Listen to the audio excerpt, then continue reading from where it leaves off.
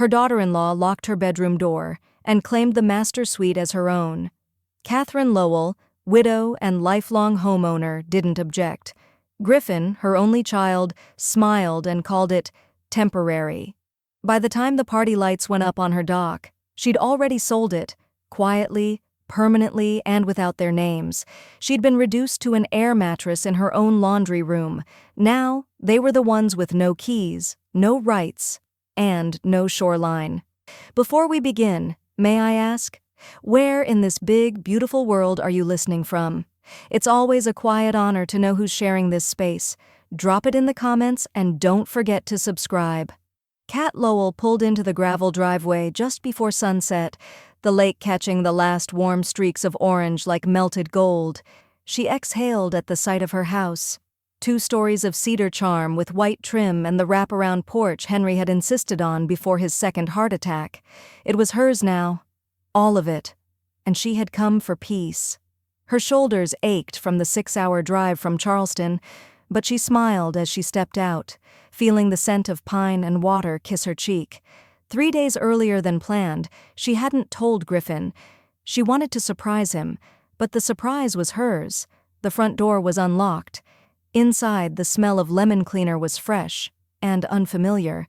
The living room had been rearranged, her worn reading chair pushed to the corner like a misfit, and a large white sectional sprawled across where her antique rug used to rest. Voices floated from the back porch, laughter, loud and casual. Kat paused in the foyer, fingers tightening around the handle of her leather weekend bag. "Mom!" Griffin's voice came from the kitchen. He entered with a half-open beer, grinning. His hair was longer than she remembered. "You're early." "I missed the lake," she said softly. Before she could ask, Mandy appeared. Ponytail high, cheeks flushed from wine or heat. Kat wasn't sure. She waved a hand toward the hallway. "We weren't expecting you until Monday. Mom and Dad are in the master. Hope that's okay. Her back's been flaring, and honestly, that mattress has been a lifesaver." Kat blinked. "The master." "Just temporary," Mandy chirped, already turning. "We set up a great air mattress in the laundry room, super comfy. Griffin found the extra fan."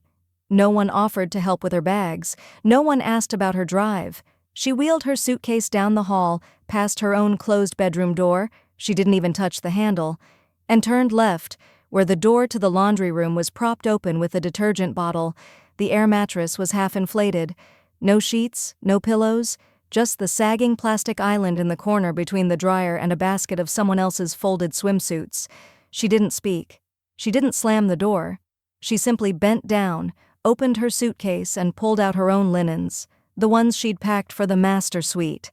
By the time the sun slipped beneath the tree line, Kat had made the bed, adjusted the fan, and placed her slippers beside the wall like she was in a hotel she hadn't quite meant to book. Dinner was grilled burgers, eaten out back on mismatched paper plates. Kat wasn't asked what she wanted.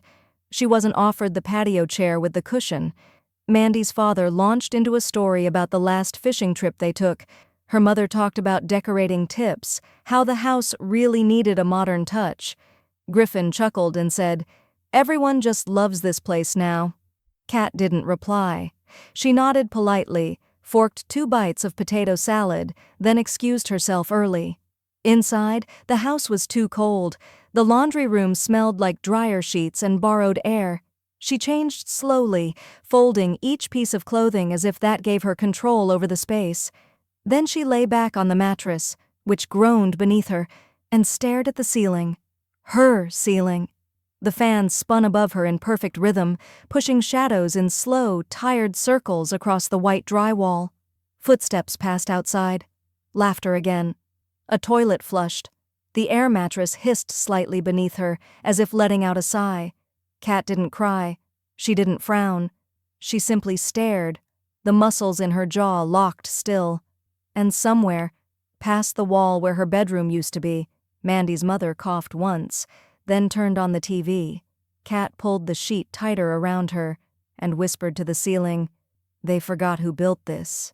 The morning light poured through the kitchen window in soft stripes, catching the edge of the marble counter Kat had picked out 10 years ago after Henry passed.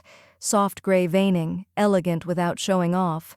She was pouring herself a glass of water when Mandy floated in barefoot, a robe 2 sizes too expensive for the house she hadn't bought. "Oh, Kat," she said, like a pleasant surprise. "Since you're heading out, I made a quick list. Just essentials."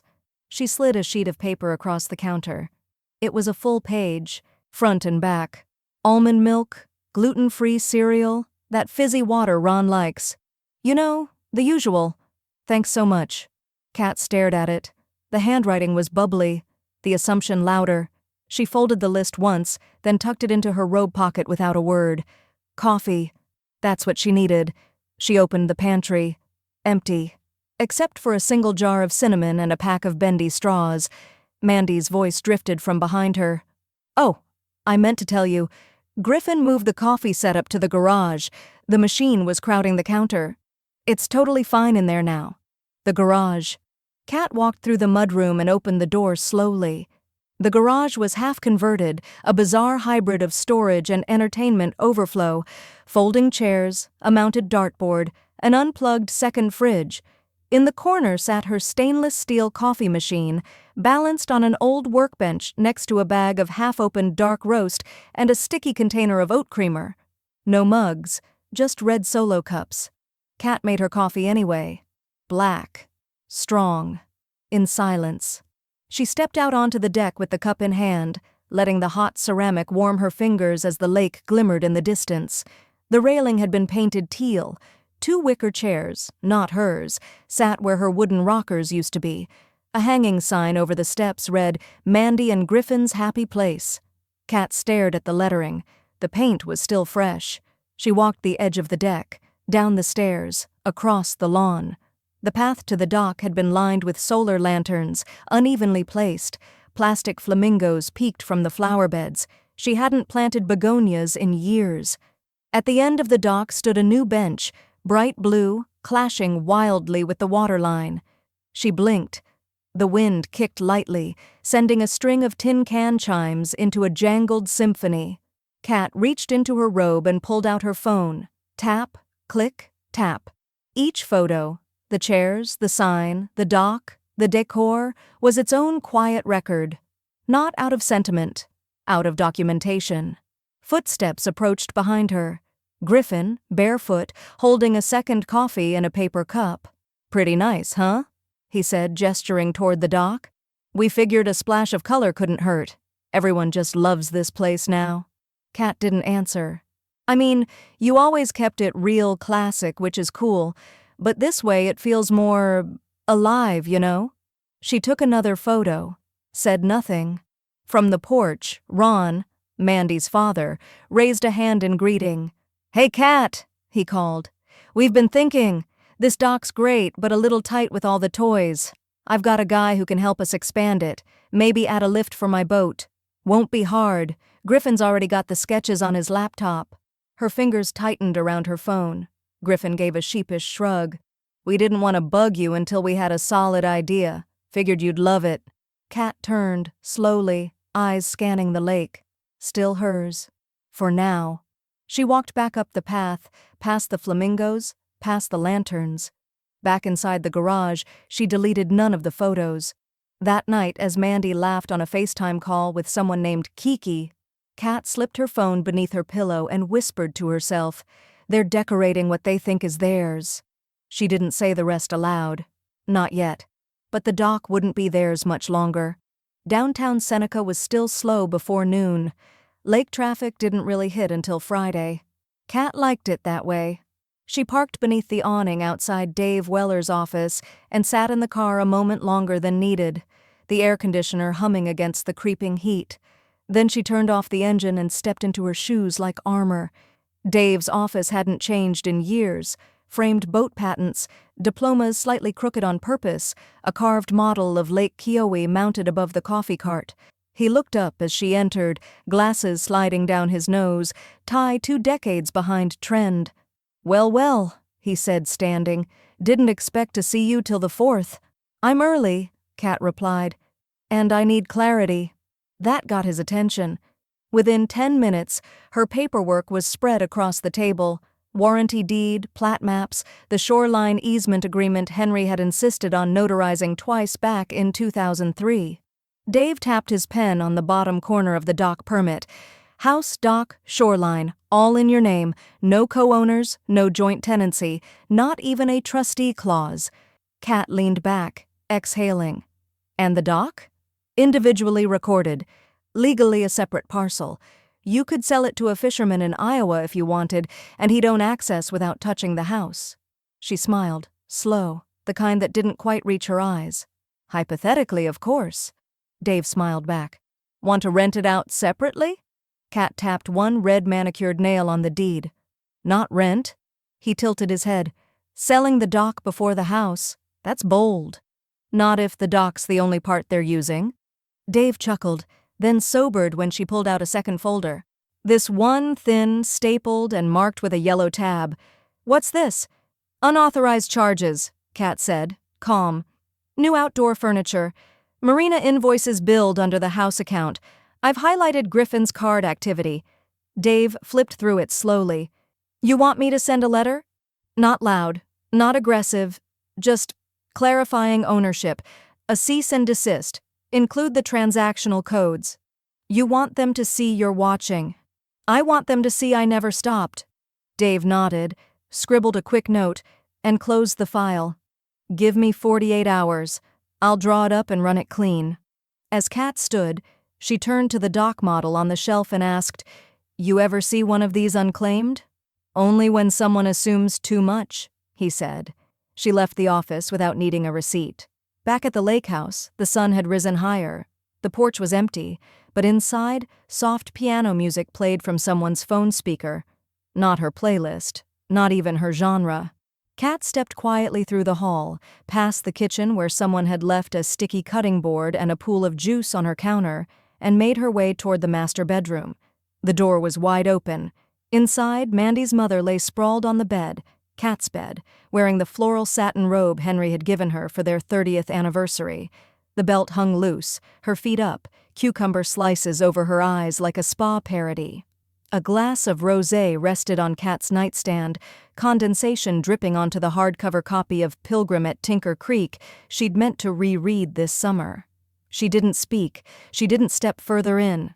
She simply turned, walked back to the laundry room, and sat on the edge of the air mattress. The photos were still on her phone. Now they had purpose. Later that evening, Griffin called out during dinner prep, Mom, you good with cedar for the new bench out by the dock? Kat didn't answer. She was already texting Dave. Make sure the dock parcel stands alone on the language.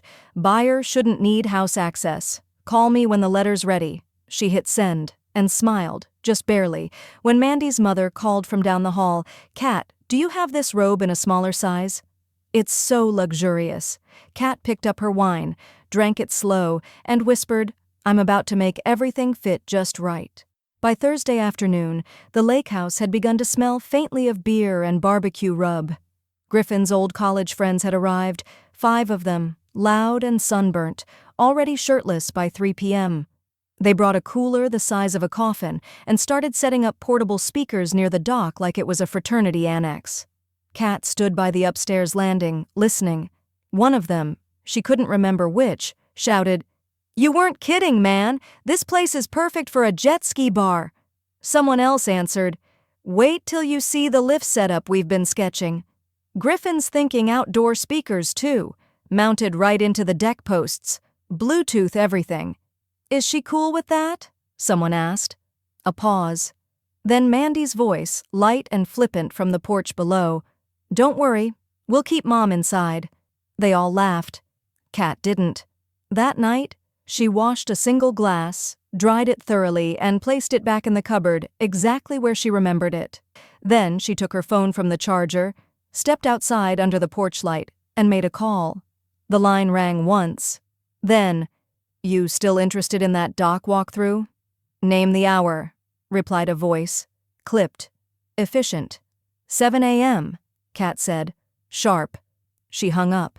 At dawn, she met him by the cedar steps. His name was Simon, a dock broker with a crew cut, mirrored glasses, and an app that logged current flow and pontoon clearance in real time.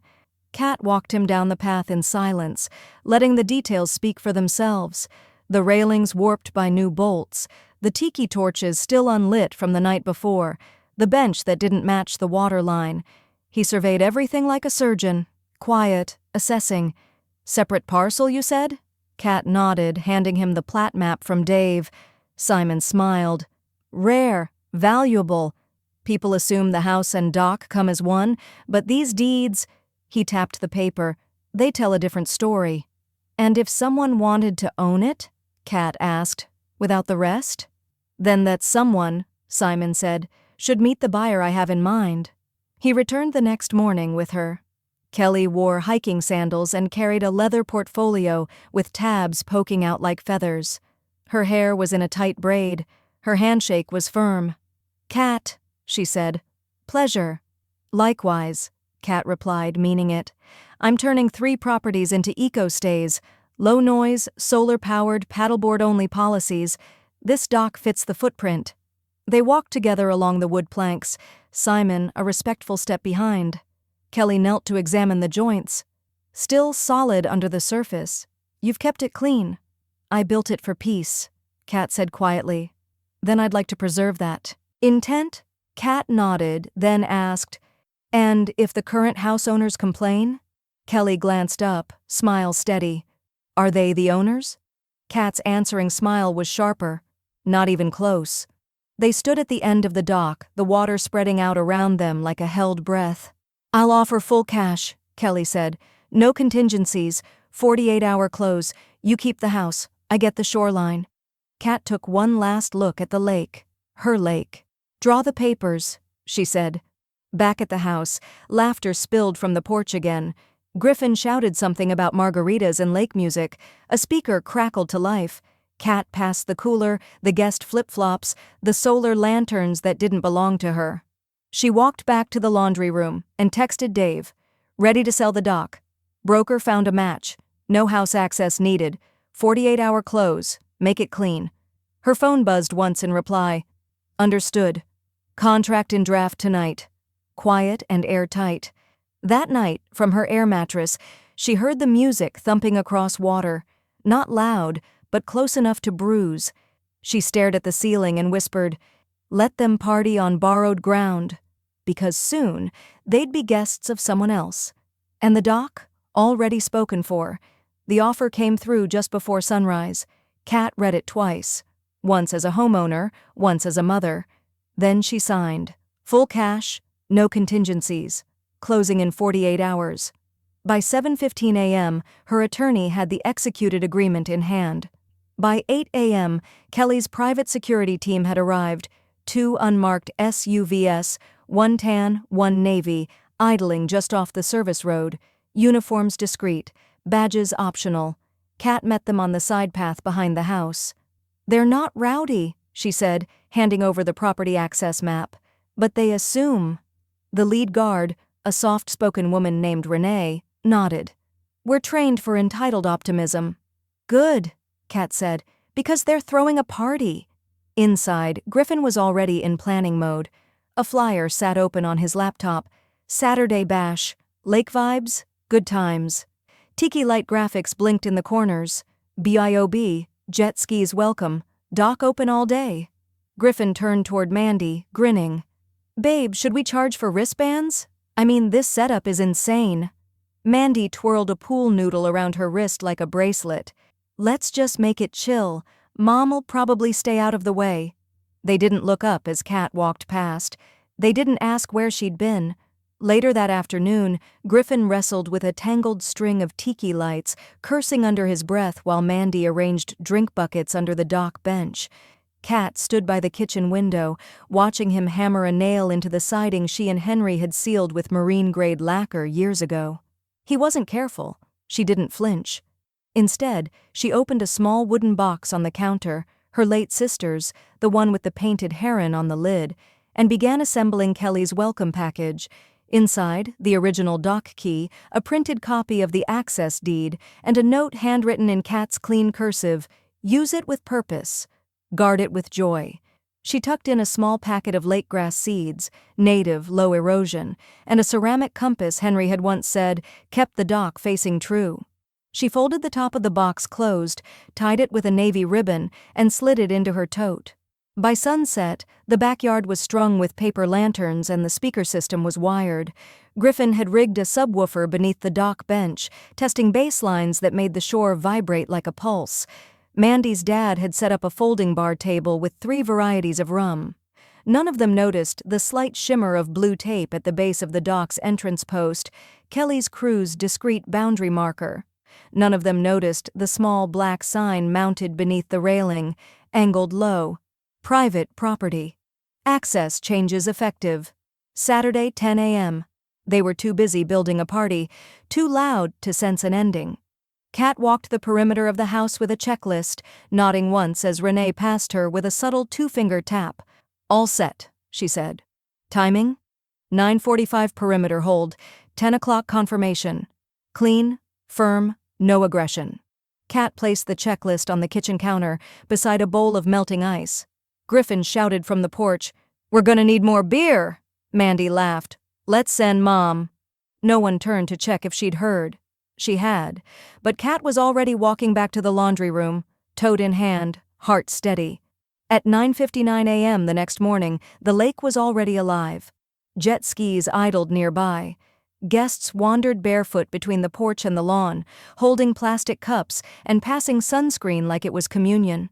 Griffin raised his solo cup in salute as he stepped onto the dock. "Let's crank it!" At exactly 10 a.m., 2 uniformed figures stepped into view from the north end of the property, one holding a clipboard, the other unspooling a laminated banner with official lettering, "Notice, Property Access Transfer. Effective immediately." Griffin turned, brow furrowed. "What is this?" From the kitchen window, Kat watched him stumble toward the figures, watched him read the words, watched his mouth move. She stepped back from the glass. Downstairs, she opened the tote, removed the compass, and set it gently on the nightstand. Then she opened her notebook and wrote, "Saturday, 10:01 a.m. They threw a party. I threw a line. They called it home. I called it history." Outside, the laughter was thinning. The bass line had cut. And the dock? Now belonged to someone else. The bass thumped once, then twice, before cutting out entirely. At exactly 10 a.m., Kelly's Marine team walked in like a tide, calm, quiet, and unyielding. 2 wore lake service polos. One carried a clipboard. Another unfurled an orange flag marked private berth, non-residential access. They stepped onto the dock with clinical efficiency, unhooked the speaker system, and began tagging the corner posts with vinyl IDs. From the porch, Kat sipped her coffee. The mug said, "Mornings are for memories." She found it in the back of the cabinet, behind a stack of souvenir tumblers Griffin's friends brought last summer. Now, it was hers again.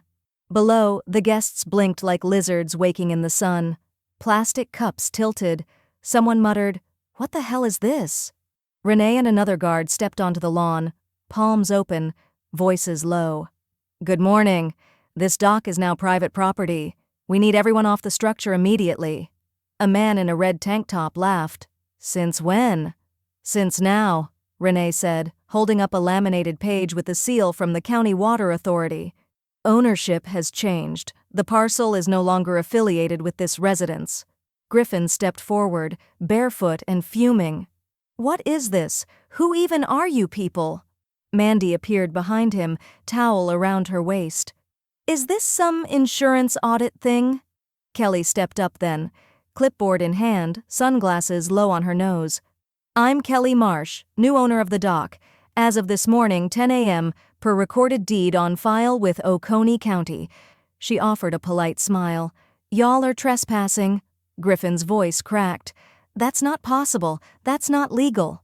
Kat stood up. From the porch, she walked slowly to the top of the stairs, robe neat, mug steady in hand.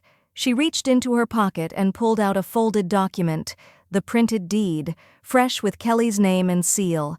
She held it up. Quiet, steady, absolute. Griffin stared like the paper itself betrayed him. "You can't just sell it," he barked. "This is our house." Kat's voice didn't rise. It didn't need to. "You wanted the house," she said, "but you never asked about the lake."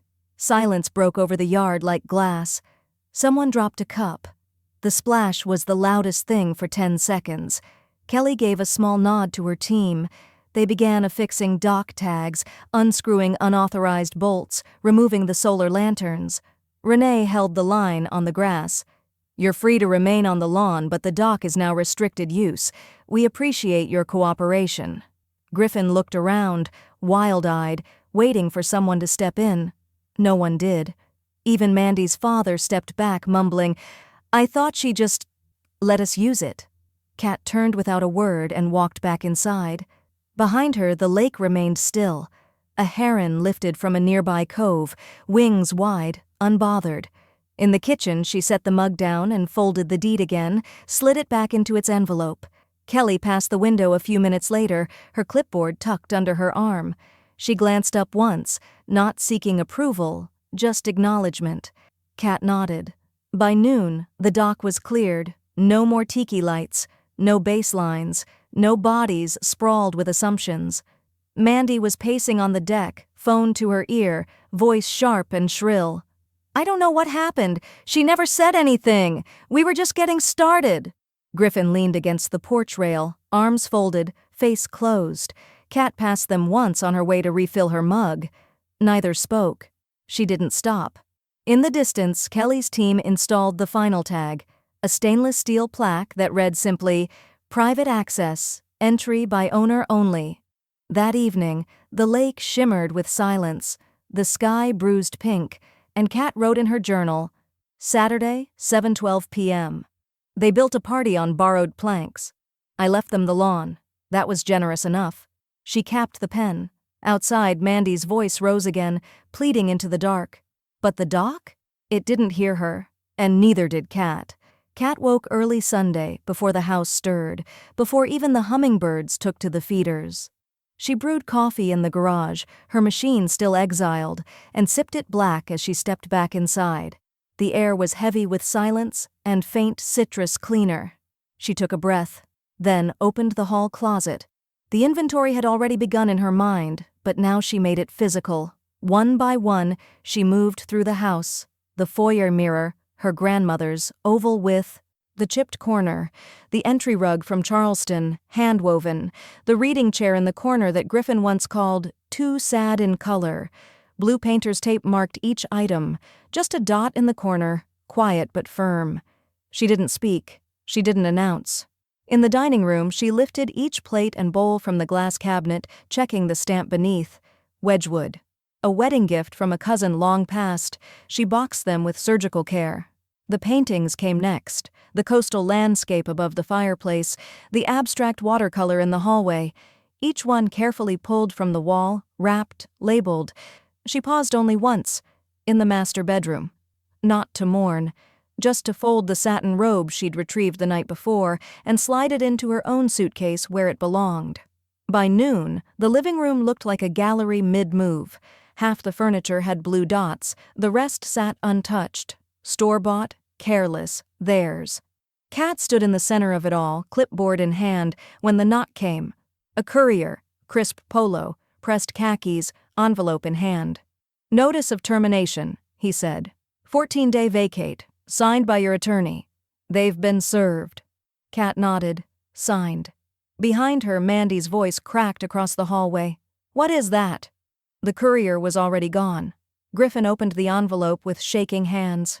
Mandy read over his shoulder. Her voice rose. "You're kicking us out?"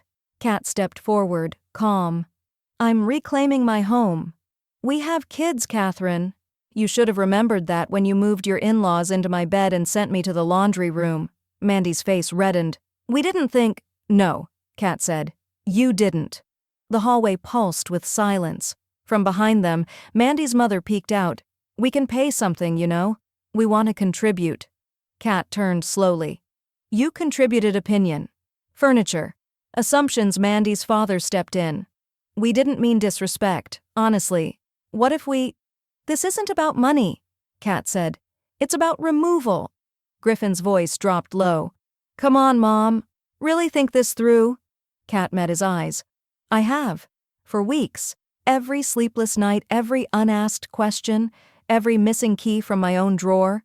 He looked away. Mandy stepped forward, softer now. Can't we just sit down? As a family? Kat tilted her head. You thought of everyone but me. No one moved. She turned, walked down the hall, and returned to her task. Labeling, packing, lifting. Each object was a sentence. Each removal, punctuation. By evening, the first moving truck arrived. 2 quiet men with gloves and gray uniforms began loading her things, efficient and without comment. They handled her heirloom chairs with reverence, rolled her carpets gently, protected her dignity with their silence. Griffin hovered by the porch, arms crossed, watching. He didn't speak, but his eyes tracked every piece of history as it passed him. Inside, Kat boxed the last item from the mantel, a framed photograph of Henry at the lake, holding a striped bass with both hands, smiling through a squint. She stared at it for a beat, then slid it into the final crate. Behind her, the house echoed with emptiness. That night, Mandy cried in the hallway. Griffin stayed silent. And Kat? She opened her journal and wrote, Sunday, 9:04 p.m. They inherited comfort. I reclaimed clarity. 2 weeks to vacate. I'm counting in peace. Then she drew a small square beneath it, checked it, and whispered to herself, Next comes the house. The stager arrived at 8 o'clock sharp, clipboard in one hand, fabric swatches in the other, eyes scanning like a general preparing for battle. Kat met her at the door, blazer on over a soft gray tee, hair pulled back into the kind of low bun that meant business. She didn't apologize for the half-empty living room. This is your canvas, the stager said. We'll handle the brushstrokes. Kat nodded. Keep it clean. No sentiment. Sell the bones. By mid-morning, the real estate team arrived. Photographer, drone operator, and a quiet man named Chase, who introduced himself as the listing agent and said the word discretion 3 times in the first 5 minutes. They worked fast. Photos of the porch at Golden Angle, video walkthroughs that glided through doorframes like polite ghosts. The language was curated, elegant waterfront estate, meticulously maintained, privately positioned with legacy potential. Kat requested a silent sale. No sign, no open house, no neighborhood chatter. She didn't want Griffin to know before the papers were filed. By dusk, the listing was live, private network only, invite-only viewings. 23 hours later, the offer came. An older widower from Georgia. No kids, no heirs, no interest in jet skis. He'd seen the video, called his broker, and sent a full cash offer by the afternoon. Kat reviewed his letter. I buried my wife last year. I'm not looking to start over, just to rest somewhere that doesn't talk back. She signed, but with a condition, 3-week, close, exclusive access beginning immediately. Chase made it happen. Griffin found out through the mail, a thick envelope from the county clerk, a letter from the buyer's legal team, and a polite, formal notice from Kat's lawyer requesting all personal belongings be removed by the end of the 2-week vacate window. He exploded, filed a temporary injunction before lunch. Mandy live texted Kat throughout it. He says it's coercion. He says you used his grief against him. He's calling it elder sabotage, whatever that means. He thinks the judge will side with family. The judge didn't. The motion was dismissed in under 12 hours. Kat never even showed up to the hearing. She didn't need to. Instead, she sat with her packing crew, reviewing the final inventory, boxing only what mattered. Books, linens, her favorite green Dutch oven, the framed photo of her and Henry on the original dock, back when the world was less crowded. She walked room to room one last time. The kitchen where no one offered her coffee. The hallway where Mandy cried. The bedroom that had once forgotten her name. She touched nothing. She owed nothing. The last thing she packed was the brass key fob, the original title tag Henry had custom engraved when they paid off the house. It read, L Home 237B, forever ours. She wrapped it in a linen napkin and slid it into a velvet pouch. Then she left it on the new owner's future mantle. No note, just legacy, handed over without apology. Griffin was still outside when she walked to her car, arms crossed, eyes sunken. He didn't speak. Neither did she. He watched as the final moving truck pulled away, tail lights blinking. And Kat? She rolled down the window halfway, paused, then said, "This house raised you." And it taught me something too. He stepped closer, jaw clenched. "What's that?" Kat stared forward. "That sometimes love means leaving." She rolled up the window, shifted into drive, and didn't look back. That evening, in a quiet condo just 1 mile from the lake, one she'd leased under her maiden name, Kat opened her journal and wrote, "Wednesday, 8:01 p.m. The house has an ending. I don't."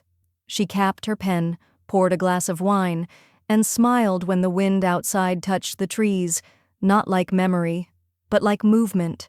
It took less than a week for the lake house sale to ripple out into the community like a stone breaking glass. The listing went private, but the talk didn't. Real estate circles buzzed. The local marina boys whispered about the widow who flipped the whole shoreline dynamic. At Dock and Bean Cafe, 2 retired couples dissected it over scones and espresso like it was a courtroom thriller. By the following Monday, a lifestyle blog picked it up. Headline bold, photo cropped just wide enough to catch the brass mailbox at 237B, how one woman retook her lake life and sold the view while they slept in. Kat saw it by accident. A woman in front of her at the co-op showed the article to the cashier, shaking her head in admiration. "She didn't throw a fit. She filed a deed. That's how you do it." Kat smiled to herself, said nothing. Griffin saw it too. That same night, Kat received a quiet text from her estate attorney. "Revised documents are finalized. Griffin's name is officially removed. New designation is in place. Per your instructions, it's irrevocable." She stared at the message a moment before deleting it without a reply. The next morning, her inbox pinged again. Subject line: Invitation. Elder Autonomy Panel, Charleston Women's Defense Circle. The email read, "We read your story. Would you consider joining our advocacy group as a speaker? Many of our members have faced similar situations. You'd be a powerful voice." Kat paused before replying. She hadn't thought of herself as a voice for anything, but maybe silence had done enough damage for one lifetime. She accepted. 2 weeks later, she spoke at the community center downtown, just 20 minutes from her new condo. The folding chairs were filled with silver hair and sharp eyes, women who'd signed away guest rooms, pensions, boundary after boundary. Kat didn't raise her voice once. She didn't need to. "My story," she said softly, "isn't rare. That's the problem." Afterward, a woman in a lavender scarf took her hand and whispered, "You didn't just protect your shoreline. You redrew the map." On Friday, a handwritten note arrived in her mailbox. "Dear Catherine, the house is beautiful. Quiet. I sit on the deck every morning and think of how it must have felt when you built it. I'd like to invite you for tea sometime. Just you. No strings. Walter, P.S." The mailbox plaque stayed. She folded the letter and placed it in the drawer with her other keepsakes. Just above it, another envelope already rested, this one from Kelly. Inside, a printed flyer with bright blue waves and block text that read, "Science at the Shoreline Youth Workshop, hosted by Kiowa Ecology, collaborative lead educator, Kelly Marsh. Location, Dock 237B. Topics: water sampling, native plant restoration, dock ethics." The photo beneath the title showed kids laughing over a test tube held above the lake. The dock looked cleaner than it ever had. No flamingos, no lanterns, just purpose. Kat walked to the cove that Saturday. Kelly was kneeling beside a young girl, showing her how to check pH levels. 2 other kids were planting switchgrass at the water's edge. When Kelly looked up and spotted her, she waved once. No urgency, just welcome. Kat didn't walk all the way down. She stayed where the gravel turned soft, watching. That used to be hers. Now it was something better. On her way back, her phone buzzed with a number she didn't recognize. She let it ring, let it fade. She had new calls to answer now, and none of them started with excuses. That night, she opened her journal. Saturday, 6:17 p.m. The shoreline is still mine.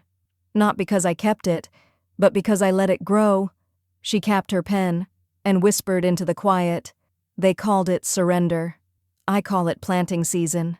The flash drive clicked into place with a quiet snap.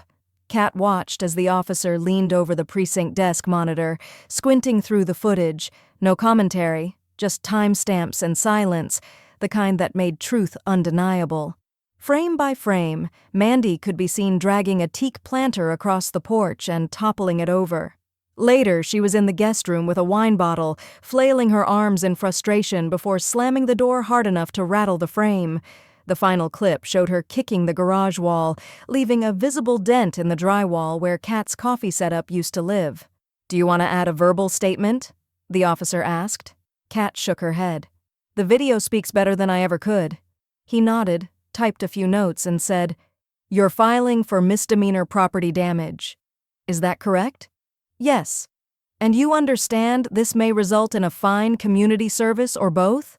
"I understand," Kat replied. So will she. By the following week, a formal citation had been issued. Mandy tried to play it down at first, claimed it was stress, a misunderstanding, even floated the idea that Kat had set her up somehow.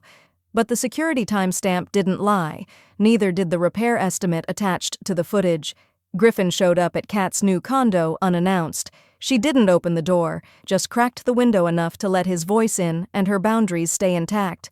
"Please," he said, pacing outside in the parking lot. "She's not herself. The whole thing's gotten way out of control." "Then you should have stayed in control of your household," Kat replied. She was frustrated.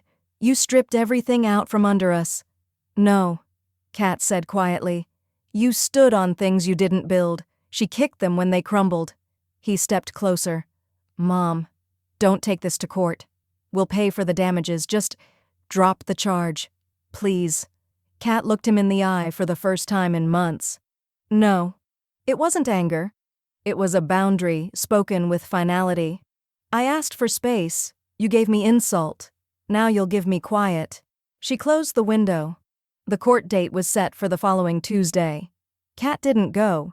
Her attorney did, a woman named Carla, sharp-boned and quiet-spoken, who handed the judge a single folder and spoke only when asked. The judge reviewed the footage, listened to the recommendation from the officer who'd taken the report. Mandy pled no contest. She was fined $1,200 and sentenced to 60 hours of community service, some of it to be served at the Shoreline nonprofit Kelly had launched. When Carla called Kat afterward, she simply said, "Judgment entered. No appeal filed. All done." Kat thanked her and returned to trimming rosemary on her patio. A week later, she received a group photo in the mail. A dozen teens smiling beside the new educational sign Kelly had hung near the dock. Mandy stood off to the side, wearing gloves and holding a trash bag. Her hair frizzed from humidity. Expression blank. Kat didn't gloat. She didn't even smile. She slid the photo into her drawer, behind the flyers and speaking invitations. Not a trophy, just proof. That evening she wrote in her journal, Tuesday, 8:46 p.m. They asked for mercy once it became real. I gave them the law instead. No bitterness, just the boundary marked in ink. She capped the pen and turned off the lamp. Outside, the trees whispered in their slow, ancient rhythm, and in the corner of the living room, her coffee machine, finally back on a real countertop, let out a soft, contented hum. Tomorrow, she'd start mentoring at the Civic Center. But tonight, she slept with her windows open, and no one else's noise inside her name. The subject line said nothing useful. R.E. : Please read. Just 5 minutes. Kat didn't open it.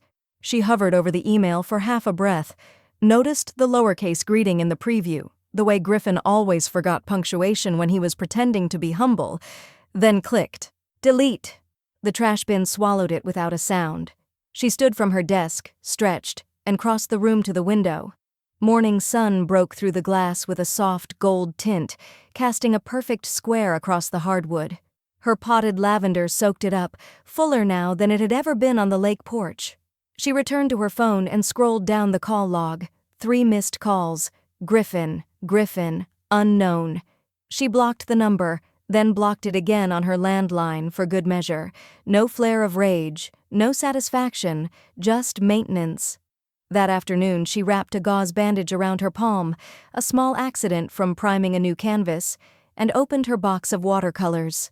The blue she favored most had almost run out, a shade that reminded her of distant water, seen through clean windows.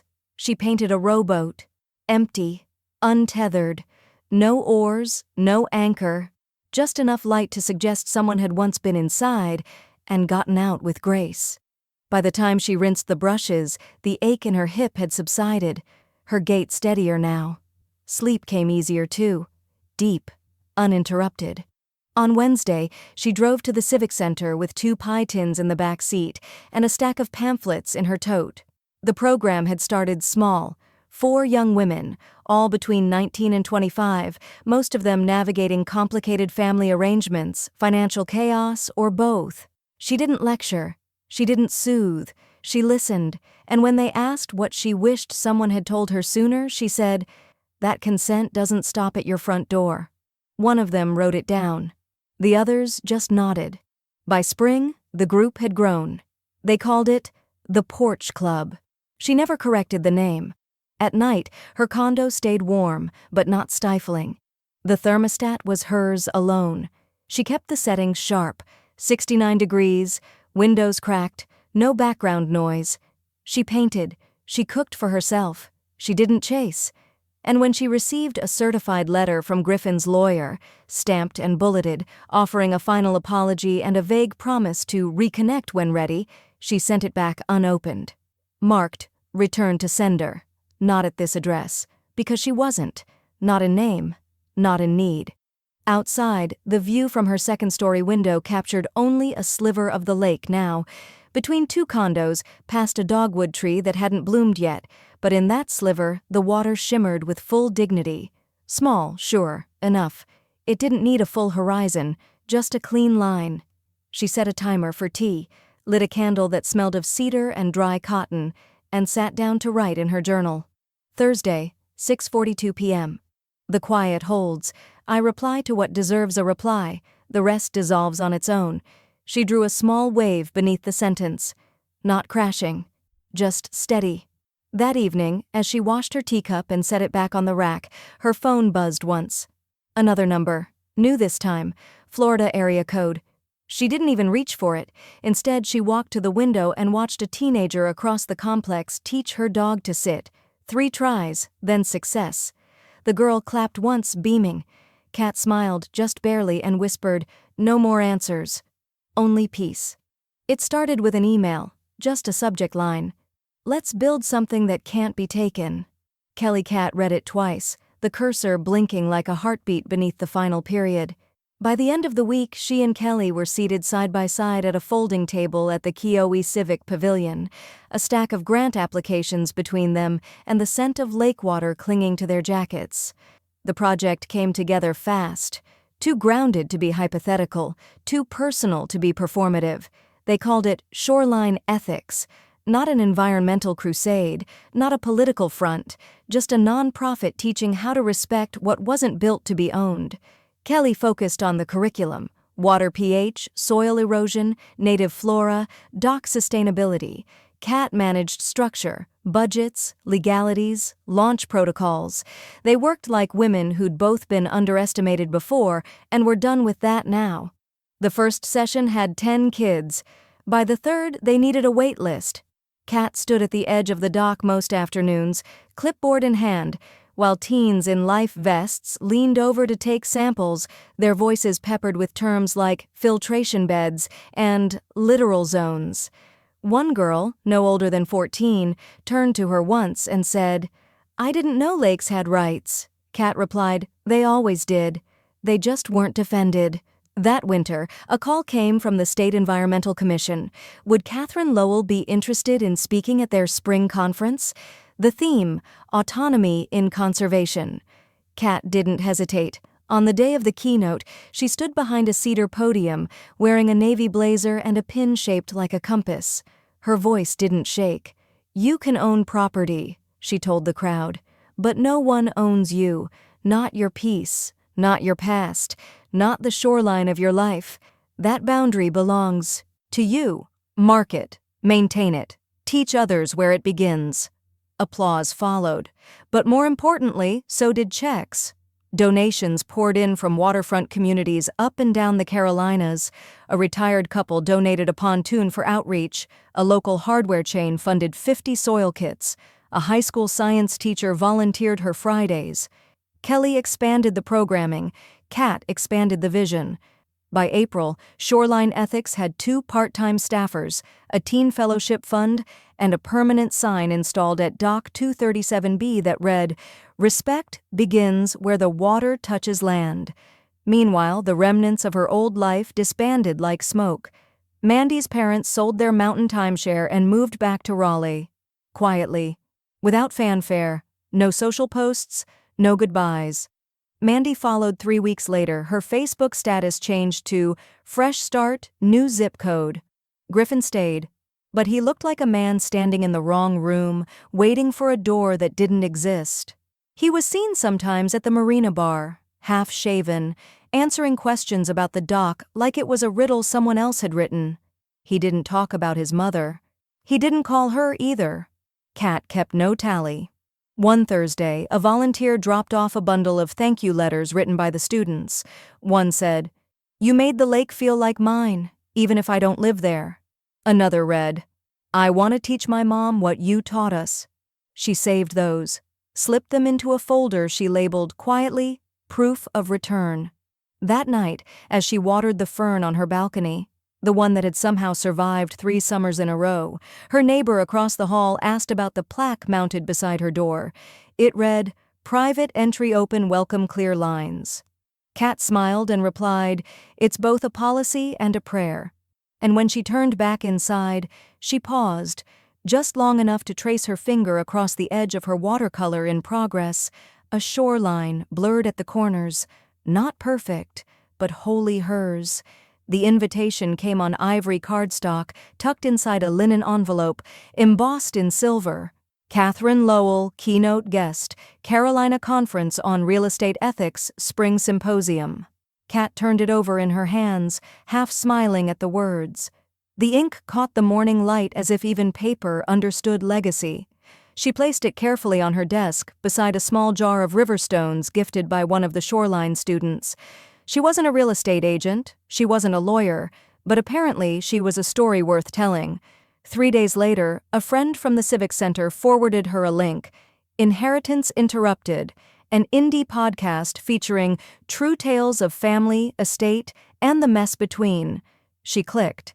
The intro played, smooth and compelling. Today's episode, The Widow Who Sold the Dock and Got the Last Word, featuring first-hand accounts, property law quirks, and what it really means to reclaim what's yours. Kat listened in her quiet living room, cup of mint tea warm in her palm.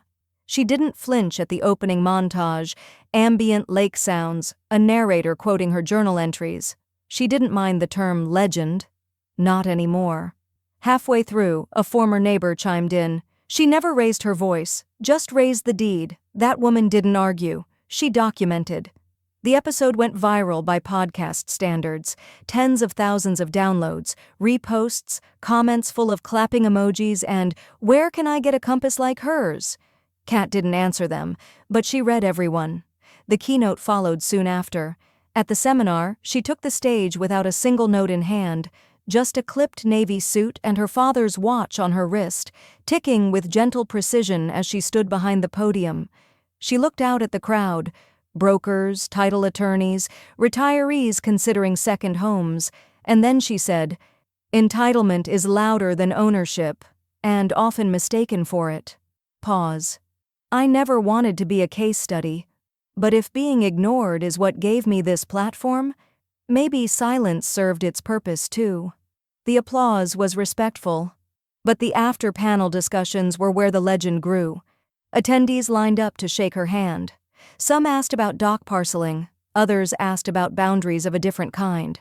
One woman pressed her hand gently and said, "You made age a beginning, not a sentence." Kat nodded, said nothing. Meanwhile, Griffin had been busy, or trying to be. He'd submitted an editorial to 3 regional papers, a self-published essay titled Family is more than paperwork.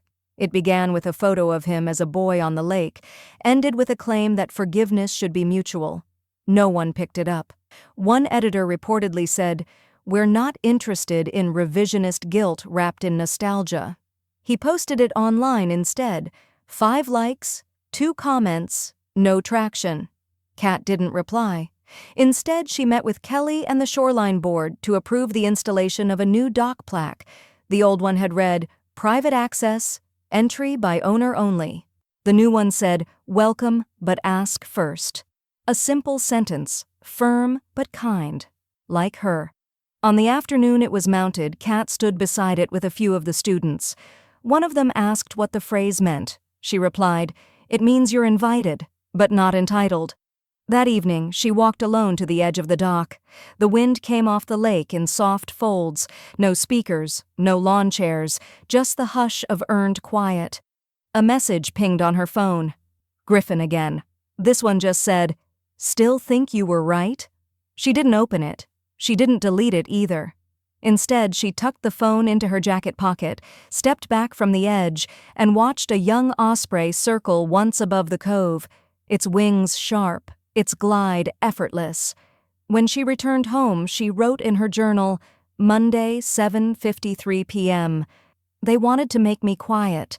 They made me known, and just beneath it, being heard is not the same as being loud." She closed the book and turned out the light. The first thing Kat noticed as she stepped into Tina's foyer was the smell of lemon thyme and old books, the unmistakable scent of unhurried comfort. "Look who finally decided to rejoin civilization," Tina teased, arms wide. The legend herself. The other women from the book club turned as if on cue. Smiles, genuine and unfiltered, bloomed around the room. Kat laughed, soft but real. "Don't start." "Oh, we've started," Nancy said, scooting over to make room on the couch. "You think you get to make national podcasts and keynote addresses and not be the story of the month?" "Month?" Tina snorted. "She's our folklore now." Someone passed her a glass of hibiscus tea. Another handed her a scone. It felt less like a meeting, more like a reunion, but without the forced nostalgia. The book discussion wandered, as it always did, from plot arcs to parenting to porch repairs. No one tiptoed, no one redirected conversation out of discomfort, and when the room turned briefly quiet, Kat leaned forward and said, "I'm hosting next week." Cheers followed. The condo glowed soft and warm on Thursday night. She'd prepared for days, not in fear, but in joy. Fresh linens on the chairs, mismatched tea mugs arranged like a mosaic of stories. She'd placed bowls of sugared almonds and lemon slices beside a pitcher of rosemary water. At 6:45, the doorbell rang. The evening unfolded like fabric, comfortable, colorful, full of texture and ease. Laughter laced with truth. No one touched the thermostat. No one moved furniture without asking. At one point, Tina stood up, rummaged in her oversized bag, and pulled out a small wooden sign, hand-painted, lavender script on whitewashed pine, "Master of my own guest list." The room quieted. Tina held it out. "It's a joke, but not really." Kat blinked once, then took it gently in both hands. "I know exactly where this goes." She mounted it above her bedroom door later that night, right where it belonged. As the final guests filtered out and the tea kettle cooled, Kat walked through the condo barefoot. No lingering shoes by the front door, no wet towels on chair arms, no voices claiming space that wasn't offered, just hers, only hers. She brushed her teeth, set her alarm, and paused outside her bedroom. The sign glinted softly in the hallway light. She stepped inside and closed the door. The bed held no echo of inflatable plastic, no sag, no hiss, only linen, cool and real beneath her hand. The windows were cracked just slightly. The night air tiptoed in, mixing with cedar and silence. No creaks overhead, no hallway steps, no someone else's slippers tapping past her threshold. Kat slid under the blanket and exhaled, a long, full breath that didn't have to end in a bracing thought. Her room didn't just feel safe, it felt earned. That night, for the first time in years, she slept. Not briefly, not defensively, but deeply, fully. without apology or alertness. And when the morning came, the sun slipped past the edge of the Master of My Own Guest List sign and lit the room like a new chapter waiting on a turned page. In her journal, she wrote, Friday, 8:02 a.m. No one knocked, no one asked, and I didn't miss a thing. Then, as she always did, she drew her mark underneath. A small door, closed, and this time, a heart above it. Not open, not guarded, just settled. The postcard was thick, with a gloss finish and too much effort. A stock photo of a beach sunrise. The handwriting on the back was slanted and shaky. Griffin's, with a Florida return address and a message that tried to sound breezy. Thought you'd like this view. We're figuring things out. Hope you're okay. No apology, no name signed, just implication wrapped in sentiment. Kat stood at the edge of her small kitchen counter, flipping the card once, then twice.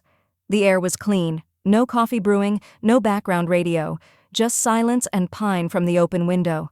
She didn't frame it. She didn't burn it.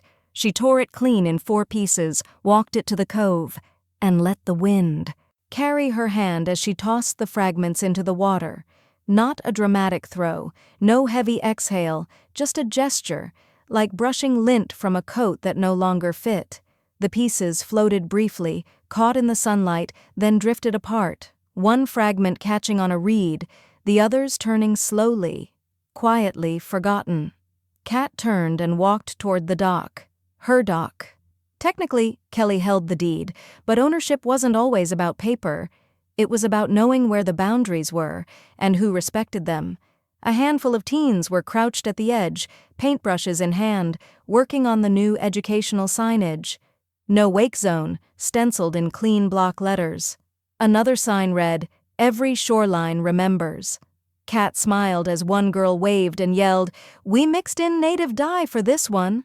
That's what makes it last, Kat replied, voice steady. She stepped onto the wood, her footing instinctive, familiar. The dock no longer held the tension of memory. No tiki lights, no paper lanterns, just utility, purpose, and sky. Halfway down, she stopped. Let the breeze catch her cardigan like a sail. Her fingers trailed the railing, sanded and sealed by hands that meant it. Across the cove, Kelly stood beside the shoreline boat slip, clipboard in one hand, talking to a woman in Ranger green. When she spotted Kat, she lifted her free hand in a wave. No shout, no summons, just recognition. Kat waved back. She didn't need to walk over, didn't need to be part of every piece. It was enough to know she had built something that no one else could move out of reach. The wind picked up, light and even. Her balance remained sure on the wooden planks. There was no soundtrack, no invisible audience waiting to applaud her defiance, just peace. Peace that didn't arrive as a reward, but as a result. The teens finished painting. One boy gathered the brushes while another lowered a basket into the water to measure debris. Kat knelt beside the final post, ran her palm across the edge where the last sign would go, a small metal plate reading, Ask first, give back, leave clean, simple, like every truth that's had to fight to be heard. She didn't journal that night, didn't recap. Some moments didn't need a second version. Instead, she sat on her condo's balcony, wine glass in hand, feet up. A fern beside her. The same one she thought would die 2 years ago. Still here. Still green.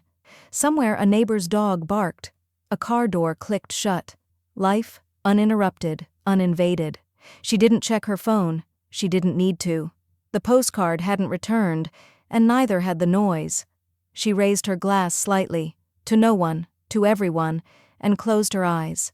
Just the breeze, just the earned stillness, just the reminder that some wars don't end with banners but with unmarked peace. And as the wind shifted gently across the cove, Kat whispered, not bitter, not loud, just honest. They sold my comfort for convenience. I sold their illusion for freedom.